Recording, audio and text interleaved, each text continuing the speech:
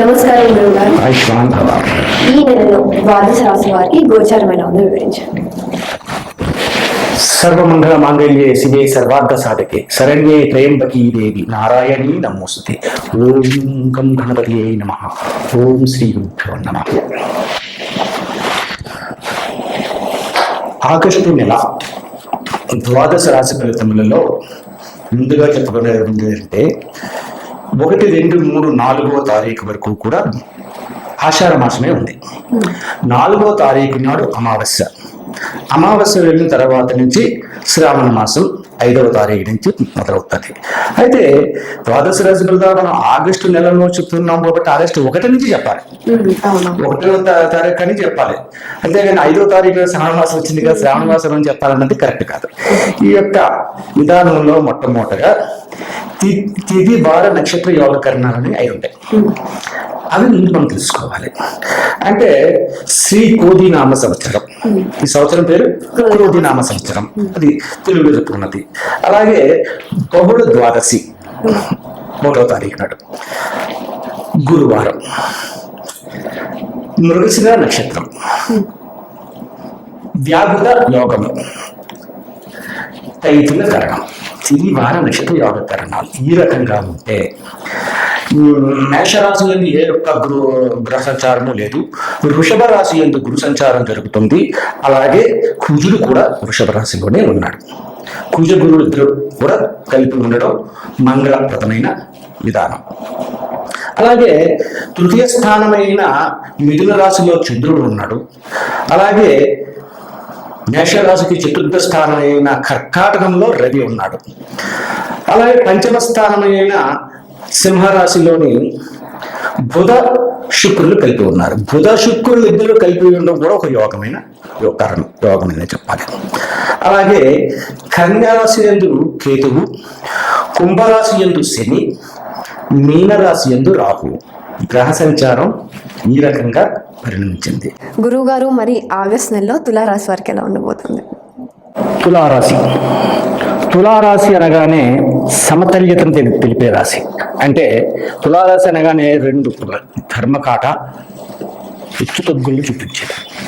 సమతుల్యత అనేది ఉండాలి. ఈ సమతుల్యత కలిగి ఉన్న రాశిలో ఈ యొక్క తులారాశిలో ఏ ఒక్క గ్రహము దృష్టి పడలేదు.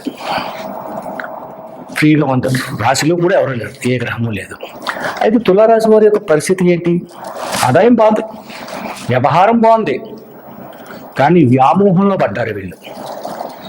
లేనిపోని వ్యామోహంలో పడి దూర ప్రాంతంలో ఉన్న బంధువులు లేకపోతే స్నేహితులని, వాళ్ళు గొప్పవాళ్ళని, వాళ్ళ మించిన వారు ఎవరూ లేరని ఊహల దరితమైన ఆలోచనలో ఉంటూ ఉన్నదాన్ని, చేతిలో ఉన్నదాన్ని తగలేసుకుంటున్నారు. ఈ తులారాశి వారి నెలసరి 50,000 జాబు నిమిత్తంగా వస్తుంది అనుకుందామండి. ఈ 50,000లోని కుటుంబ అవసరాలకి ఖర్చు పెట్టేదానికంటే అన్య వ్యక్తులకు ఖర్చు పెట్టే ఖర్చు ఎక్కువైపోయింది. నువ్వు చాలా గొప్పడురా అంటాడు. ఓ నిజమే, నువ్వు చెప్పలేదు నాకు అల్లెట్ అంటాడు తిరిగి. ఇటువంటి విధానాలు సాగుతున్నందువల్ల తులారాశి నష్టదాయకమైన పరిస్థితుల్లోకి వెళ్తే అప్పుల పాలు అవుతున్నారు. సరేండి, అప్పు చేయని వాడు ఎవడన్నాడు ఈ రోజుల్లోనే అని అడుగుతారు. రైతే, అప్పు చేయడం గొప్ప కాదు, అప్పు తీర్చాలి కదా.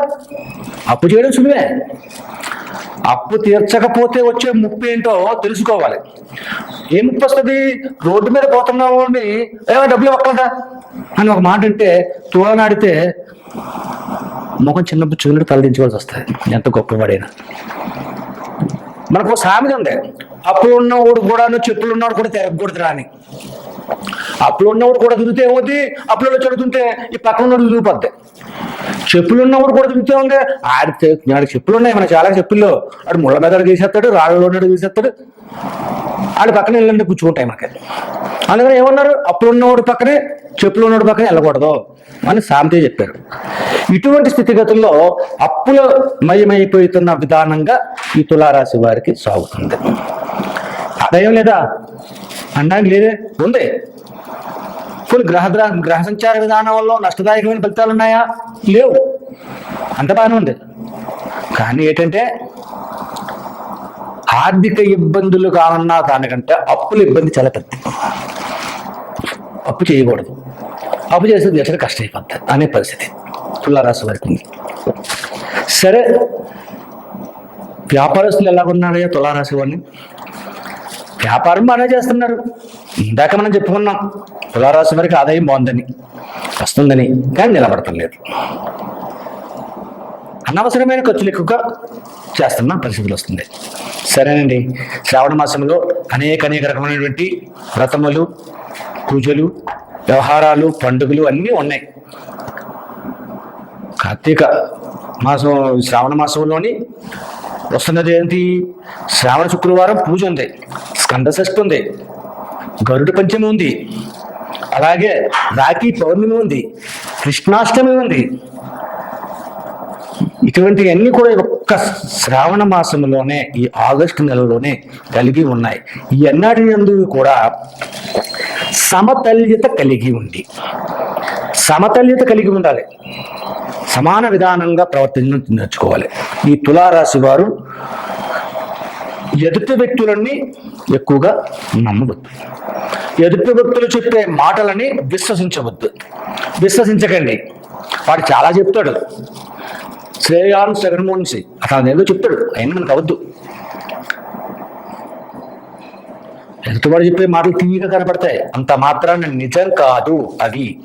మిమ్మల్ని దగ్గర నుంచి ధనాన్ని తస్కరించడం, దొంగతనం చేయడం ఎలాగా, ఏ రకమైనటువంటి విధంగా మనం అతని నుంచి మాటలు చెప్తే ఏం జరుగుతుంది అనే విధానాన్ని ఆశ్రయించుకుంటూ వెళ్తున్నారు. విద్యార్థులు, విద్యా ఆధికులు బ్రహ్మాండమైన ర్యాంకులు తెచ్చుకుంటున్నారు.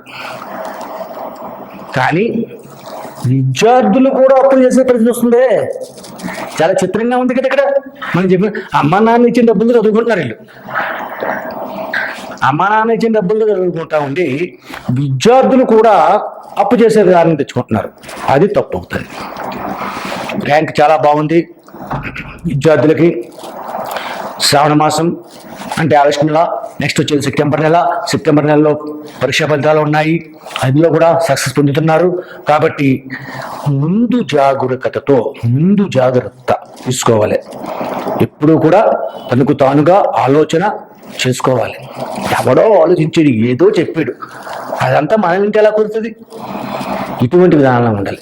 ఉద్యోగ రంగంలో వారికి బాగానే ఉంది, కానీ వాళ్ళకి అప్పులు చేసే పరిస్థితులు ఉంటాయి. కాబట్టి ఎట్టి పరిస్థితుల్లోనే ఇతరుల మాటలను నమ్మకండి. తదుపరి, భార్యాభర్తల మధ్యన ఏ విధమైనటువంటి సంబంధం ఉంది? స్నేహభావ సంబంధం ఉంది.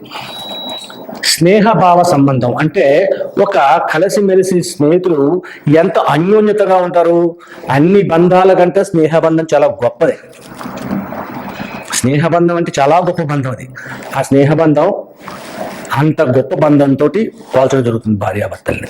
అటువంటి విధంగా అన్యోన్యకరమైన దాంపత్యాన్ని వీళ్ళు అనుభవిస్తున్నారు.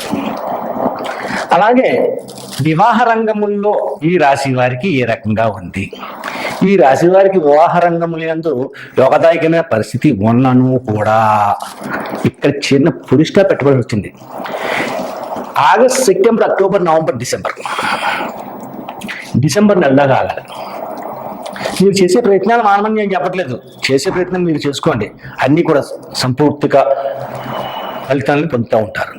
తదుపరి, ఇబ్బందికరమైన పరిస్థితులు అంటే ఏం చెప్తాను, మనం అప్పులు చేస్తున్నవలసి వస్తుంది, డబ్బు వస్తుంది, ఖర్చు అయిపోతుంది, అనవసరమైన అప్పులు చేస్తున్నాము. ఈ అప్పులు తీరాలి, ఎటువంటి పరిస్థితుల్లో లేకుండా ఉండాలి, సుఖ సంతోషాలతో జీవితాన్ని గడపాలి. విద్యార్థులే కాకుండా అందరూ కూడా సంతోషకరమైన వాతావరణాన్ని పొందాలంటే తులారాశి వారు చేయవలసిన పనులు ఏమిటి? ఈ యొక్క పరిహార విధానాన్ని మనం తెలుసుకుని ఆచరణాత్మకంగా తెలుసుకుంటే అన్ని విధములుగా యోగదాయకంగా ఉంటుంది. తులారాశి యందు తులారాశికి 8వ స్థానము యందు అష్టమ స్థానమైన వృషభ రాశిలో కుజుడు గురుడు కలిపి ఉంటారు. ఈ యొక్క కుజ గురువులు ఇద్దరూ కూడా శుక్రునికి తులారాశికి ఆధిపత్యాన్ని వహించింది శుక్రుడు శత్రువు అయి ఉన్నారు. వృషభ రాశి కూడా శుక్రుడిదే. ఆ స్థానంలో ఇద్దరు ఉన్నారు గురుకుజులు. మంగళికరమైన పరిస్థితులైన వాటిని అష్టమ స్థానమైనందువలన నష్టదాయకమైన పరిస్థితి తులారాశి వారు పొందుతున్నారు. అది రాకుండా ఉండాలి. ఏం చెయ్యాలి? ప్రతి విషయంలోనే కూడా మనకే చేతుల్లోనే ఉంటుంది. అంటే సమస్య ముందు పుట్టదు, సమస్యకు ముందు పరిష్కారం పుడుతుంది. పరిష్కారం ఎత్తుక్కుంటే పక్కనే ఉంటుంది. అంటే అది ఎత్తుక్కోవడమే కొంచెం కష్టం.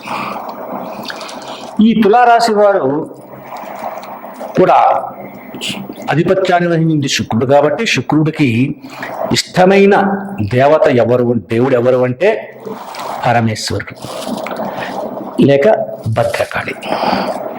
భద్రకాళి పరమేశ్వరుడు ఈశ్వరాభిషేకాలు చేపించండి 12 వారాలు. అలాగే మీకు దగ్గరలో ఇప్పుడు హైదరాబాద్ నగరానికి దగ్గరలో వరంగల్లో భద్రకాళి గుడి ఉంది. భద్రకాళి గుడి గురించి నేను చెప్పనవసరం లేదు, ప్రాముఖ్యత కలిగిన గుడి. అలా భద్రకాళి అమ్మవారిని దర్శనం చేసుకోండి. దర్శనం చేసి అక్కడ ఆ గుడిలోకి భద్రకాళి టెంపుల్కి ఎప్పుడైనా సరే మీరు వెళ్ళి ఏ ఊర్లోనైనా సరే భద్రకాళి టెంపుల్కి వెళ్ళినప్పుడు అభిషేకాన్ని చేయించారు మంచిది. అష్టోత్తర పూజ చేయించినా మంచిది, చేయించండి. ముక్త చేతులతో రాకూడదు. మీరు అక్కడ ఏదో చెయ్యాలి. ఏం చెయ్యాలి? అన్నదానం అనేది చేస్తుంటారు. ఆ అన్నదానం చేసే దాంట్లోని మీరు శాకాంబరి విధానంగా అంటే కొన్ని వంకాయలు, కొన్ని బెండకాయలు, ఒక గుమ్మడికాయ, ఒక ఆనపకాయ, ఇలాగా కొన్ని కూరలు కొనండి. కొనమని డబ్బులు ఇవ్వకండి. మీ చేతులతో మీరు కూరలు కొనండి. ఈ కూరలు కొని ఆ అయ్యవారి దగ్గరికి వెళ్ళి అయ్యా అన్నదానంతో కడుతున్నారు కదా, ఈ కూరలను కూడా అందులో కలపండి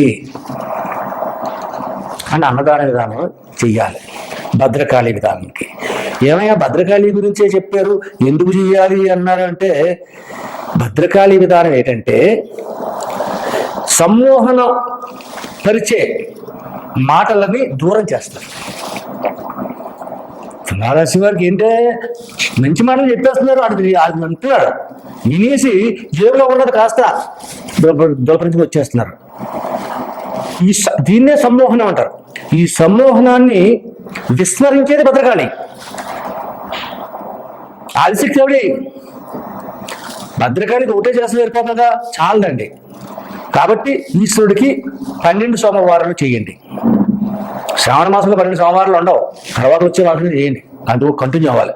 12 సోమవారాలు చేయండి. అప్పుడు ఈ తులారాశి వారికి ఉన్న సమ్మోహనత విధానాన్ని అన్ని తొలగి, నష్టాలు కష్టాలు కూడా తొలగి, సుఖ సంతోషాలని దరిచేరి అన్నింటా కూడా శుభదాయకమైన ఫలితములు పొందుతూ సంతోషకరమైన జీవితాన్ని పొందుతారు. సరే, ముఖ్యంగా చెప్పుకోవాల్సిన విషయం ఒకటి ఉన్నది.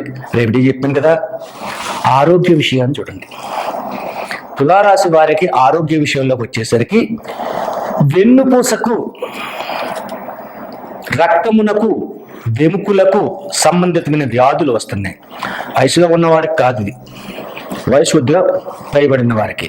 కాబట్టి ఈ భద్రకాళి అమ్మవారిని శివ సందర్శనాన్ని చేసుకుని అభిషేకాలు చేస్తున్న విధానాల వల్ల ఇటువంటివి కూడా తొలగి యోగదాయకమైన శక్తిని పొందగలుగుతారు. స్వస్తి.